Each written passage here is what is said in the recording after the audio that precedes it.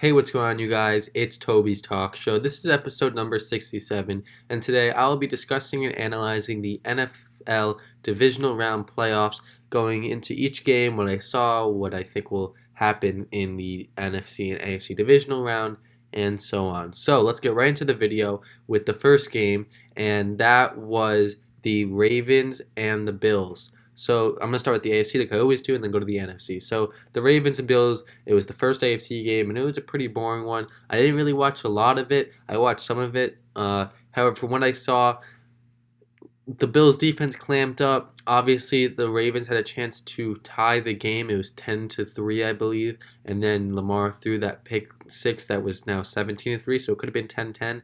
It sadly became 17-3. But overall, just a very, very good defensive game. Sometimes I'm sure everyone wants to see a high scoring volume game, but sometimes you got to enjoy the defensive games where the defenses are just making great plays over and over again. And in this game, that's really what it was. There were just some great overall defensive plays. Obviously, the pick six. The D lineman for both sides got there from time to time. I just think overall there wasn't that much offense, and that was all right because I appreciate a defensive game from time to time. Obviously, Lamar, does this say anything about him? No, because was this his fault? No. What does this show? Once again, that I've always said he needs receivers. This guy is not going to make it far if you don't give him receivers. Sure, Mark Andrews is a great weapon, but besides that, who else is he throwing to? Willie Snead? Hollywood Brown drops the ball every other play. Willie Snead's getting up there in age.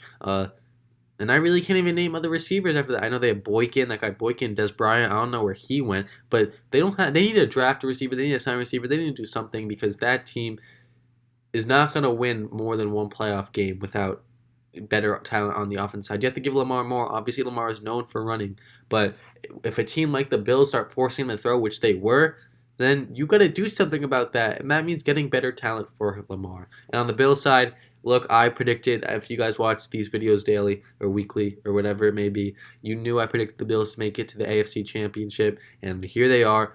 They again have a great defense and a great offense. As long as the defense make a few key stops, which of course they did this game, the offense will give them the points they need to win, and that's happened. And I think it could happen again with the Chiefs. We'll obviously get into the Chiefs game right now. But yeah, the Bills team is scary. Their coaching is scary. They make the right adjustments. They make the right substitutions. They look like they're ready to win it all. All right, now we have the Browns and Chiefs game. Now this was a dope game. I really enjoyed this game. Obviously, when Patrick Mahomes got hurt, it was a little scary. I thought when it first happened, I did watch most of this game, so I did watch him, stumble live. I thought he broke his foot because I just thought he couldn't put any pressure on it. Thank God that wasn't the case because, that would have been really, really bad if he couldn't even walk on his foot. It seems like it's only a concussion, which is very, very good for NFL fans. We don't want to see Chad Henne versus Josh Allen. I want to see Patrick Mahomes versus Josh Allen. I want to see them go at each other. And I'm hoping that Pat Mahomes isn't as hurt as he looked because he looked terrible when he got up his face. He looked like he didn't even know where he was. And obviously that's what happens when you get a concussion. Hopefully he makes it out of the protocol so he's able to play. But overall, what this game proved is that the Browns, they aren't a team like that gets pushed around anymore. I think they should trade Odell. I think the fact that they're able to compete with the Chiefs without, obviously Mahomes didn't play for a bit, but without Odell, I think it shows they don't really need him. They have a receivers. Peoples-Jones starting is coming to his own. You have Landry still. You have Higgins. Yeah, right. Yes, I believe so. I know there are a few Higgins. I think you could also look for a receiver in the free agency. Sign a pretty solid one. Jarvis Landry could be your number one, I believe. I think so at least. So I think you should trade Odell for some pieces because that defense looks good. There are a few pieces they need to fill in. Maybe another corner, maybe a linebacker. On offense, it looks pretty good. Austin Hooper had a nice play. I would say, their running backs are great, so I'd probably go after a receiver and then I'd go after a corner and linebacker for the defense if I were to trade Odell. Or maybe just get picks so you could draft younger guys. I think that's a pretty good option too. I think that's what that tells us. I think the Browns are for real. I think they have a great future ahead of them. And with the Chiefs, look, I wasn't that surprised that the Chiefs won. The They're very, very talented. Even without Chad Henne, you could just see their talent. You had Chris Jones, their superstar D tackle, making big plays at the end of the game, and you have Kelsey and Hill making big offensive plays. They're three superstars, and then Matthew had the pick also, so they're four superstars besides Patrick Mahomes, all made huge plays during that game. So it just shows how talented that team is. And obviously Patrick Mahomes is a big part of that team, and I'm sure they wouldn't have won the Super Bowl without him last year. But it does show that they still can win a few, maybe to even a lot of games without him. So it's just interesting to look at. But overall, it just shows how talented that team is and how excited I would be if Mahomes is able to play to see the Bills versus Chiefs, because those are two of probably the most talented teams in the league as of now, and I would love to see that. And that would be crazy, man. I mean, Josh Allen versus that Chiefs defense probably tear it up. Patrick Mahomes versus that Bills defense probably tears it up. It'd probably be a very good offensive game, and I'd love to watch it. Now let's head to the NFC. So the first game we have that we watched was the Packers and why am I forgetting who they played? Oh, the Rams, of course. This game was a little odd. Like, it was good, but it wasn't. It's kind of like, the Packers were up 14. Everyone knew they were going to win. The Rams scored once. Everyone's like, okay, are they going to make the comeback? And they just never did. The Packers just always found a way to, right after the Rams went up by 7, for them to just come back and score again. I think, Aaron Donald's hurt, and it sucked because he was a difference maker. He didn't look the same. He wasn't getting the pressure he usually does. He wasn't getting the, obviously, sacks or tackles or whatever the case is. He wasn't, his normal self, which is understandable for the rib cartilage issues that he has. Jared Goff didn't really look that good today. Obviously, he was injured, and I didn't expect a lot. That's what I said. I said that the reason the Rams might not win, last week I was talking about it, is because the fact that Jared Goff is not going to be 100% healthy, and if you don't have a 100% healthy Jared Goff, you're going to have a hard time beating a 100% healthy Aaron Rodgers, and that was the case. Rodgers is just, he's the MVP. I think we all know that. But besides that, he's just a very special quarterback. He can do everything. Obviously he's not the fastest, but he can still run. He showed that. He had that nice little fake into the end zone run that he had. He still throws bombs to people, obviously, as you saw from Alan Lazard's touchdown. And overall, that offense just looks very, very good. The right play calls, with the Devontae Adams moving around at the 1 yard line, he got wide open at the right time, and Rodgers was able to just dink it to him.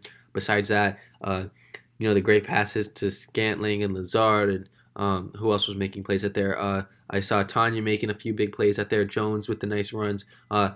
So, yeah, the offense just looks very, very scary. Their defense, they had some nice plays as well. Like I said, with the Green Bay team, as long as the offense is scoring their points and the Green Bay defense makes a few stops that is needed to win the game, they'll be fine. I know that sounds, it sounds pretty self-explanatory, but the Packers, as you saw, they had 2 possessions that I watched where they got a sack on second down, and the Rams were able to do nothing on third down. And that's a big thing because right after Rodgers scored both those times, I believe. So, if you're able to do that, if you get a few stops for Aaron Rodgers will repay you with a touchdown or at least a field goal. And that's what happened.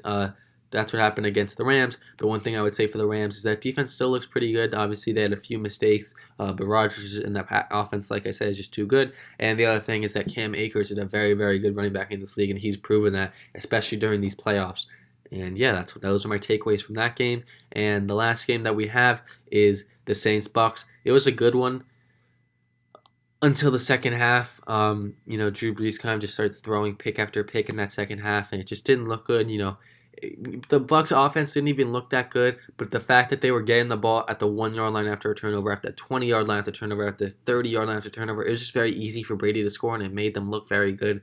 Drew Brees, it seems like he's going to retire. It's very sad. He had a great, great career. It seems like it's time. Like, I guess I wasn't giving the Saints a lot of chance in this game just because I've seen them for the last 3 years underperform, and I knew they were going to do it again. If you're an underperforming team, you're not going to overperform one year unless you're proven that you're a different team. And this team has been the same team it has been for the last 4 years, so why would I think differently? The really only thing that they changed is sure they got Malcolm Jenkins at the safety position, and they got a better wide receiver number 2. But the thing was, in the wide receiver number 1, and Michael Thomas who was allegedly hurt, had 0 catches. So it's the same team. Kamara's a beast. Drew Brees has lost his arm completely. He can't really throw deep. Good for Jameis Winston getting a touchdown against his old team. That's just pretty dope. And yeah, that Bucks defense made some nice plays. Like I said, and I've been saying this forever. The Bucks defense, it's gonna have games where it's very good, and they'll have you 3 turnovers, and then they'll have games where they just get absolutely destroyed. And this game was a game where they locked up. It's going to be all about matchups next week. Who's going to be guarding Devontae Adams? Carlton Davis, Sean Murphy Bunting. Like, that's going to be a decision. You have to choose which cornerback do you think matches up with the best receiver, or at least the top 3 in this league. And besides that, are you going to be able to get pressure on Rodgers? Are you going to be able to lurk him maybe? The thing between the Saints and Bucks thing is that, the Saints had 4 turnovers, but the Bucks only won by 10, right? And the Bucks had 0 turnovers. So if Rodgers doesn't have any turnovers throughout this game, because Rodgers is someone that does not turn the ball over a lot, he's very, he protects that ball a lot. And so what are the Bucks going to do? How are they going to bounce back from that if that's the case where, Rodgers has only 0 or the Packers only have 1 turnover throughout the game? Are they going to be able to score more? Is Brady able to step up? And those are questions we're going to figure out during the game. But, as you guys know, my predictions is Bills, Packers. That's what I've always had. I always thought the Chiefs could win, but, I'm kind of happy I picked the Bills, especially if Mahomes not playing. But obviously I want Mahomes to play. I'd rather have a good game than get my prediction right, obviously. My predictions don't mean anything. I'll always remember a very, very good NFL game. But, yeah, those are my thoughts. I think the Bucks, if their defense has a good game again, I think the Bucks have a good chance. But if Rodgers decides not to turn the ball over at all or makes the right plays the whole game, it's not going to look good for the Bucks. That's all I'll say. So, yeah, guys, that is my reactions towards all the games and kind of a little predictions towards the NFC and AFC Championship. I hope you guys enjoyed. This was episode number 67. We're getting close to 70, which means we're getting close to 100, which is absolutely crazy.